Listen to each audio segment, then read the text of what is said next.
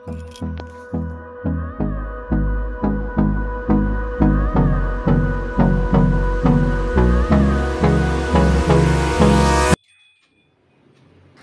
Morning সবাইকে, মিষ্টি দিনের আরও একটি ব্লগে আপনাদের সবাইকে স্বাগত। আজ সোমবার, তো আজ সকাল সকাল চলে এসেছি স্নান করে গনুকে সেবা দিতে।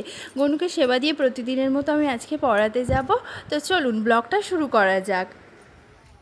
আমার বাড়ি থেকে আমার কোচিং 10 মিনিটের মতো হাঁটা পথ। যেদিন একটু দেরি হয়ে যায় সেদিন আমি টোটোয় করে যাই, না হলে আমি হেঁটে হেঁটেই যাই, কারণ সকালবেলা হাঁটাটা ভালো না আমাদের স্বাস্থ্যের পক্ষে। প্রতিদিন বাড়ি আসার সময় বাচ্চা বাচ্চা ছেলেদের দেখি ইউনিফর্ম পরে স্কুলে যাচ্ছে, তো ওদের দেখে আমারও স্কুল জীবনের কথা মনে পড়ে যায়। যদি আরও একবার ফিরে পাওয়া যেত, কিন্তু আর তো ফিরে পাওয়ার কোনো উপায় নেই, তো কী আর করা যাবে। চলুন হেঁটে হেঁটে বাড়ি যাওয়া যাক। বাড়ি ফিরে রিজু ডিউটি বেরোবে বলে ওর জন্য একটু ওটস, কলা আর দুধ দিয়ে একটু স্মুদি বানিয়ে দিচ্ছি। এটা অনেকক্ষণ পেটও ভরা থাকবে আর আমাদের শরীরের পক্ষেও খুবই স্বাস্থ্যকর। আজকে আমার একাদশী, তো আমি তো ওটস খাবো না, তাই জন্য আমি একটু কলা আর দুধ দিয়ে মিল্ক শেক বানিয়ে দিয়েছি, এটা আমি খাবো। দেখুন রিজু কি সুন্দর ঘরটা গুছিয়ে রেখে দিয়ে গিয়েছে। তো চলুন এখন আমি এর ওপর কারুকার্য করি। আজকে তো আমার তেমন কাজ নেই, বিছানার চাদরটাও আজকে পাল্টে দেবো ভাবছি, আর ঘরটাও গুছিয়ে।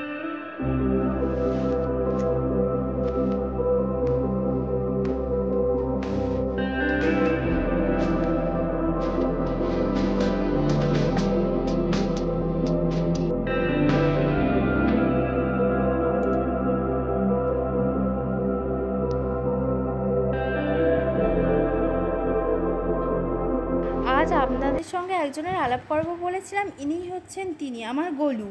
আজকে আমলকি একাদশী, তো গোলুকে একটু আমলকি খেতে দিয়েছি। ও নিচে থাকে, তাই জন্য আপনাদের সাথে ওর দেখা হয় না। ওরা এখন ধীরে সুস্থে খাক, আপনারা ব্লগটা দেখতে থাকুন।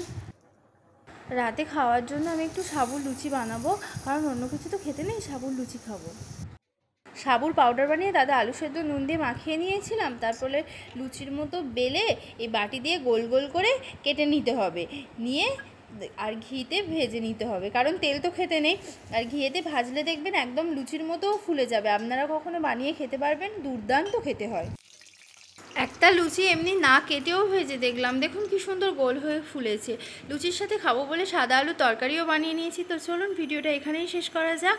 আমার ভিডিও ভালো লেগে থাকলে লাইক, শেয়ার, সাবস্ক্রাইব করে দেবেন।